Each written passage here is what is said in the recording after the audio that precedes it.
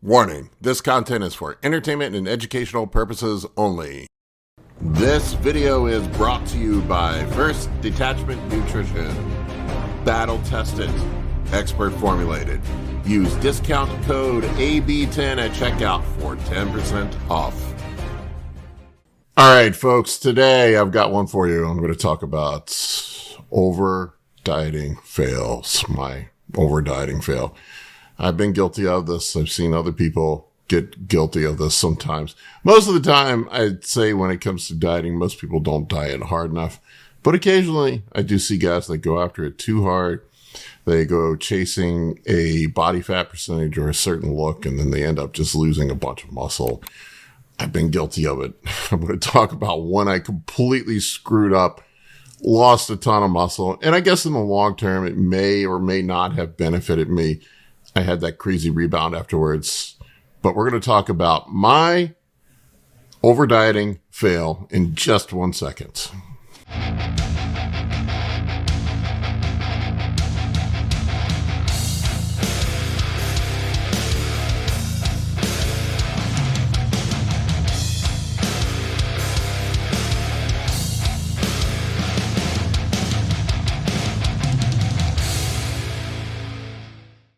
All right, before we get started, I want to make a quick reminder that I have launched the Team Anabolic Bodybuilding members site. There is an introductory sale. It's 40% off.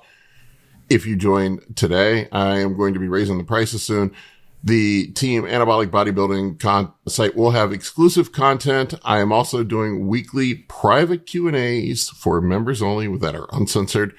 There will be also lessons that I will be doing and access to some coursework on PEDs, how to grow, insulin, things like that. I am also going to be doing group coaching calls where we go through and fix people's programs. We can talk about that. And enough of that. Let's dig into my over dieting fail.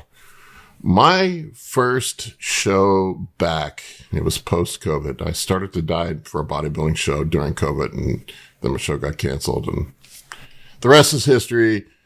I had to delay a year before I started contest prep again. And I was on a mission for that show. I had made up my mind after letting myself get embarrassingly out of shape during my 30s. I was a bodybuilder, power bodybuilder, gym goer, whatever, during my 20s. And I let myself go. I was really embarrassed about where I was at. I remember going back to, I think it was my 25th class reunion. And this was sort of the catalyst for getting me back in shape. And I saw a girl I went to high school with, a girl I used to have a crush on, kind of a crush on when I was younger. And she says to me, "Didn't you used to be a bodybuilder?" And that was a stab right to the heart. I also was going through my divorce at the time, and I wanted to make a statement that I was on the path to being a better man, and I wanted to prove something that I could get absolutely freaking shredded. I'll have to tell Skip Hill this one. This is a funny one. I remember Skip making some smart ass comment to me. I love Skip. Skip and I are friends. I've known Skip forever. But I posted something up on Facebook about people can't be trusted eating nut butter. And Skip asked me in the comment section, Paul, have you ever truly been ripped? So I had all of these things in the back of my head. Right here, I was going to prove all these people wrong. I'm going to prove him wrong. I'm going to prove the ex-wife wrong. I'm going to prove the girl at my class reunion wrong. I was going to make a statement and come out and be the most shredded I've ever been in my life. I was going to get sub 5% on stage and just go out there and blow everybody out of the water with how shredded I was. And man, was it an epic failure. It was a brutal, epic failure. You can see the picture up here. I've got the picture up of what I looked like. And it was not good. I dieted down from, I think, 260 down to 185 pounds. That was ridiculous. I think it was 260, something like that. So I lost 75 pounds in a 16-week contest prep. I have a fast metabolism. And in Justin Harris's defense, I don't think he was aware of how fast my metabolism is and how quickly I lose weight. So, I give him a pass on that one, but I was guilty, not Justin. When he told me to eat 50 grams of carbs, I was eating 35. When he told me to do 30 minutes of cardio, I was doing 40. He said take 50 micrograms of this, I was taking 70 or 75. I was pushing everything a little harder than what he said. I told myself, I'm going to outwork everybody, and I'm going to show all these motherfuckers how much better I am than them. I got in my own head, and I just made an epic error of judgment, and I lost so much muscle on that contest prep. I'll tell you what, I did get lean. My DEXA scan, I think 1 week out, read at 4 3/4. And this just goes to show you can't go chasing numbers sometimes. In my head at that time, when I saw that 4 3/4 on there, I was like, God damn it, man. I am ripped. I'm just going to beat everybody up. And I went out there and got 5th out of 6 in my first show back at the Jay Cutler Classic. I got 5th out of 6, and I just won my pro card. 3 weeks ago, 4 weeks ago, I just won my pro card. So that just goes to show you that you can't chase the numbers. And my body fat percentage 1 week out from my show when I had my DEXA scan done this year was 6 1/4. That was almost a full 1.5% higher at this show, but looked way better. It's ultimately about what you look like in the mirror, not what the scale says. And I will tell you this, when you get deep into a cut, contest prep, whatever the case may be, your mind starts playing crazy ass tricks on you. What I saw in the mirror, what I saw in my pictures was not what the reality was. You take a step back from it and look back at it 6 months later and you're like, oh my God, holy shit. What the fuck was I thinking at that time? What in the world was I thinking? And it goes both ways. This is why I tell guys on contest prep and when they're doing cuts with me that they just have to unplug and trust me. I'm an objective eye. I don't have anything emotionally invested in this other than seeing you be the most successful that you can be. So I'm probably going to make a better decision about when to push and when not to push than you are. And it's the same thing with me. This year, I just said, screw it. I'm going to step back. I'm going to let my coach handle it. There were many times where I started second guessing myself. There at the end, I almost pulled out of my show. I wasn't feeling good. I thought my look, I thought had gone downhill from 2 weeks out from the show to the show. I almost said, screw it. And I wasn't going to do the show, pack it in and just do North Americans and try it there. Thank God I didn't do that. The better judgment jumped on my shoulder from past experiences, from where I've screwed up in the past. And I thought to myself, Paul, you just got to follow your own advice. Just step back, trust that the right decision is being made. And if it fucks up, there's always another chance to go back and do it again. And thank God I did. The result spoke for itself. I got my pro card. I won the overall. Everything worked out, even though I thought I looked like shit.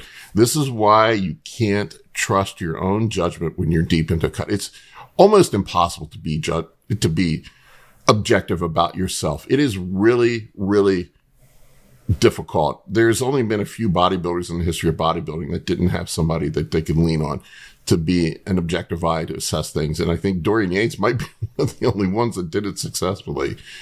I mean, even before coaches were a thing, people still had guys keeping an eye on him. Joe Weider kept an eye on Arnold and told him when he was looking better. I think Franco helped him out. I think they helped each other out. I will also say sometimes the worst person to take advice from too. This is another one. A lot of people will take advice from friends and significant others. They are the worst people to be taking advice from. They're living with you. They have an emotional investment in things that are going on too. You can't take good advice from people that have an emotional investment into you. They're just going to give you bad advice. The intentions are good. The intentions are well. But the advice is going to be bad. And that's how you end up in a situation where you either over diet or you don't diet hard enough. I've had the opposite. I've seen the opposite with guys. I'm usually one that works too hard.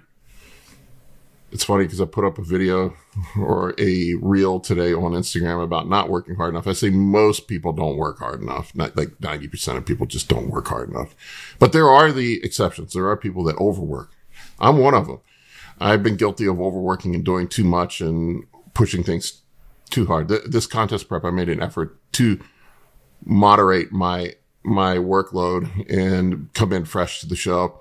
Don't get me wrong, I still worked hard. I was in the gym 6 days a week for an hour and a half and then doing 30 minutes of posing and 30 minutes of cardio. I mean, it was still 2.5 hours a day worth of work, 6 days a week. There was still plenty of effort there, but it was dialed back a notch from what I would normally do. I'm a workaholic, and sometimes being a workaholic and a perfectionist can be a detriment. You really, really, really, really have to have a good eye, somebody that you can trust and lean on that's going to give you good advice so you don't fuck it up like I did. I royally fucked up that prep. Now, I will say this. The caveat here is I was so depleted. I was so run down. I was such a mess after that show that I set myself up for a crazy rebound. And maybe in hindsight, that was worth it, that I pushed so hard, that I over-dieted. I don't know. I'm not suggesting that you go out and try that. But I had this super compensation effect afterwards where my body just exploded. I did keep it together. I didn't go ape shit on the diet. I think if I'd been binge eating, if I had been making stupid decisions post-show, I actually stepped back and listened to Justin then and trusted what he had to say. It's not that I didn't trust what he had to say during the contest prep. I definitely did, but I just told him, I just like, if he said, work 100%, I was going to work 110%. I have always gotten ahead in life by working harder than everybody else. That's been my superpower. If I have one superpower, it's an ability to suffer. It's an ability to outwork everybody else. Be consistent at outworking and outpacing other people. I can just grind away at something forever until I end up winning. That's my superpower. And sometimes it can be a detriment. On this contest prep, it was a detriment. I over dieted, made myself look like a flattened dog turd that had been run over twice. It was a horrible, horrible, horrible result and a mistake that I will not make again. And I'm trying to save you guys out there. If any of you are on contest prep right now, if any of you are dieting right now, listen to your coach. And if your coach sucks and the end result stinks, then get a new coach, I guess. But most of the time, I would say the coach is going to be right. It's going to be more right than you are. I am very experienced at this. I've been doing this off and on for 30 years. I know this stuff inside and out, I think. I'm not saying I'm the best out there, but I think I know it better than most. And I can't trust myself to make good decisions, if that tells you anything. So I don't know how the hell somebody who's never prepped anybody else before is going to make a good, solid decision about themselves. You might feel like you know yourself better than other people, but trust me, you talk to your coach about it, but you trust me, that is a detriment. You're going to make bad mistakes. You're going to make bad choices. You're going to screw it up. You're going to fuck it up royally. All right, folks, that's all I've got for you on this one. The lesson is here. You can't be objective about yourself. Don't over diet. I've also seen dudes that don't diet hard enough and come in shows fat, thinking that they're going flat, thinking that they're getting small. That's another thing we can talk about another day. That's never been my issue. I'm always worried about being too fat. Anyway, folks, I appreciate each and every one of you. Thank you for your support. Go check out the Team Anabolic Bodybuilding website. I have the first live Q&A this Tuesday. If you jump in now, you'll get on that first live Q&A. It's going to be a small group of people, so you will have a chance to get all your questions in and get them answered by me. And it's a super great opportunity. Take care, people.